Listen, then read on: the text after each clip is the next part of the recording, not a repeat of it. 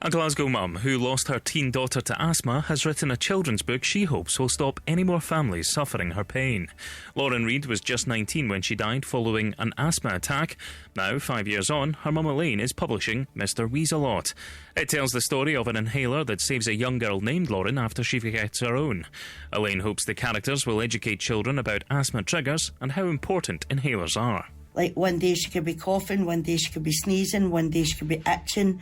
So each day she says, oh no, I don't need it, he's not good enough. But at the very last day, Mr. Wheezealot does come down and he saves the day with the magic power medicine.